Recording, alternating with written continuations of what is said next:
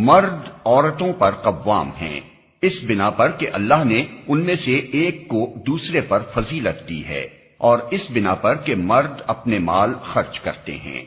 بس جو صالح عورتیں ہیں وہ اطاعت شعار ہوتی ہیں، اور مردوں کے پیچھے اللہ کی حفاظت و نگرانی میں ان کے حقوق کی حفاظت کرتی ہیں۔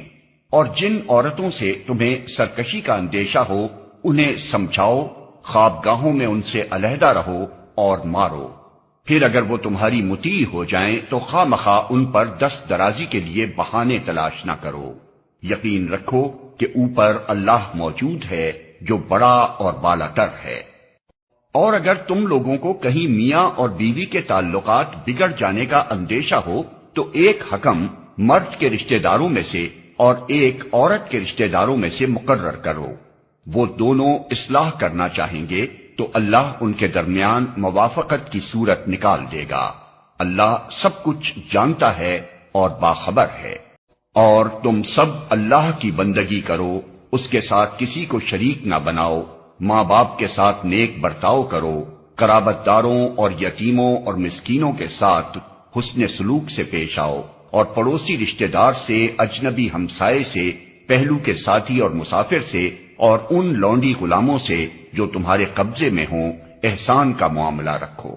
یقین جانو اللہ کسی ایسے شخص کو پسند نہیں کرتا جو اپنے پندار میں مغرور ہو اور اپنی بڑائی پر فخر کرے۔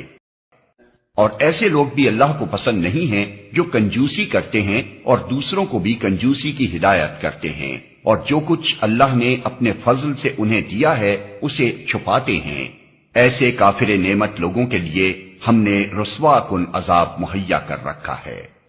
اور وہ لوگ بھی اللہ کو ناپسند ہیں جو اپنے مال محض لوگوں کو دکھانے کے لیے خرچ کرتے ہیں اور در حقیقت نہ اللہ پر ایمان رکھتے ہیں نہ روز آخر پر۔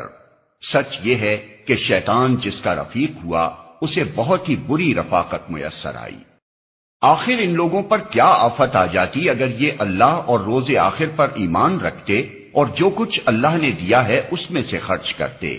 اگر یہ ایسا کرتے تو اللہ سے ان کی نیکی کا حال چھپا نہ رہ جاتا۔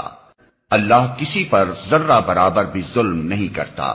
اگر کوئی ایک نیکی کرے تو اللہ اسے دو چند کرتا ہے اور پھر اپنی طرف سے بڑا اجر عطا فرماتا ہے۔ پھر سوچو کہ اس وقت یہ کیا کریں گے جب ہم ہر امت میں سے ایک گواہ لائیں گے اور ان لوگوں پر تمہیں یعنی محمد صلی اللہ علیہ وسلم کو گواہ کی حیثیت سے کھڑا کریں گے۔ اس وقت وہ سب لوگ جنہوں نے رسول کی بات نہ مانی اور اس کی نافرمانی کرتے رہے تمنا کریں گے کہ کاش زمین پھٹ جائے اور وہ اس میں سما جائیں۔ وہاں یہ اپنی کوئی بات اللہ سے نہ چھپا سکیں گے۔